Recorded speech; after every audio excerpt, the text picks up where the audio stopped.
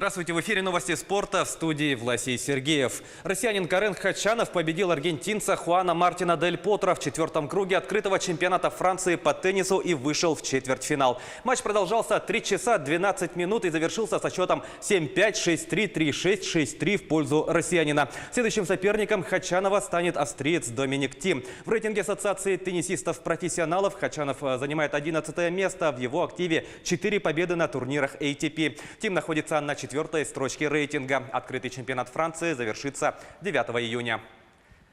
Сборная России по футболу в контрольном матче победила московский клуб Чертаново. Встреча завершилась со счетом 6-0. Забитыми мячами отметились Артем Дзюба, Антон Миранчук, Александр Головин, Федор Смолов, Федор Чалов и Резиан Мирзов. Матч на тренировочной базе сборной в Новогорске прошел в рамках подготовки к отборочным встречам чемпионата Европы. На этой стадии турнира подопечные Станислава Черчесова сыграют против команды Сан-Марино 8 июня в Саранске. 11 числа встретится со сборной Кипра в Нижнем Новгороде.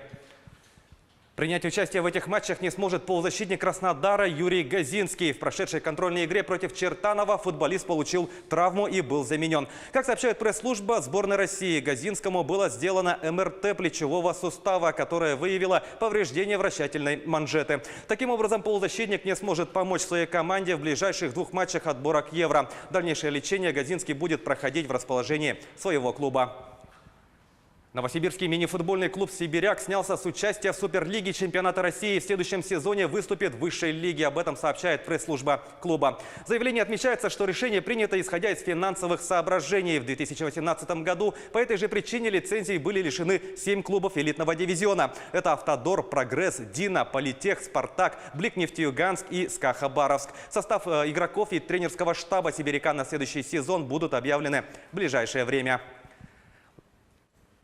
Латвийский баскетболист подмосковных «Химок» Янис Тимма не примет участие в финальной серии плей-офф единой лиги ВТБ со столичным ЦСКА из-за травмы правой ноги. Об этом сообщает пресс-служба подмосковного клуба. Напомним, в полуфинале серии против «Уникса» Тимма получил перелом большого пальца на правой ноге. В текущем сезоне единой лиги ВТБ Тимма набирал в среднем 16,1 очка за игру, совершая 3,5 подбора и отдавая 1,8 результативных передачи.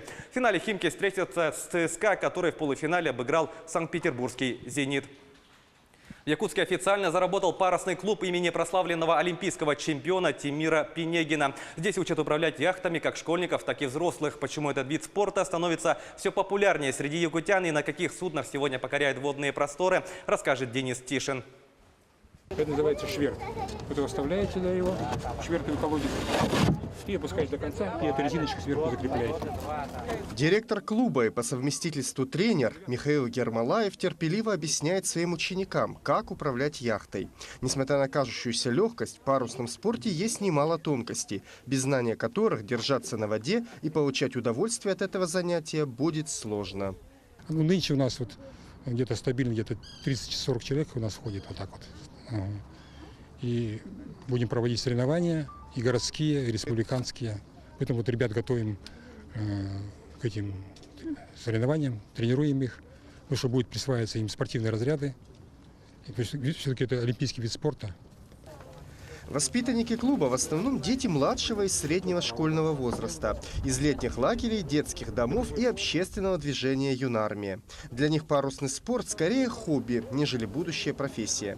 11-летний Артем Король из Табаги записался в школу, несмотря на то, что не умеет плавать. Но тяга к водной стихии в итоге пересилила все сомнения и страхи. Михаил Артемович рассказал про этот спорт, я заинтересовался, записался.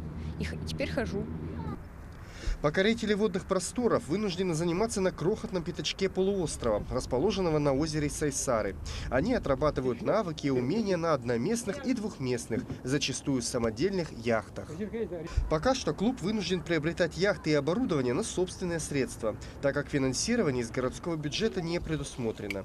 Но Михаил Ермолаев и его воспитанники верят, все трудности преодолимы, и парусный спорт Якутии ждет большое будущее. Денис Тишин, Йолстан Иннокентьев, Якутск. Это были новости спорта. Всего доброго.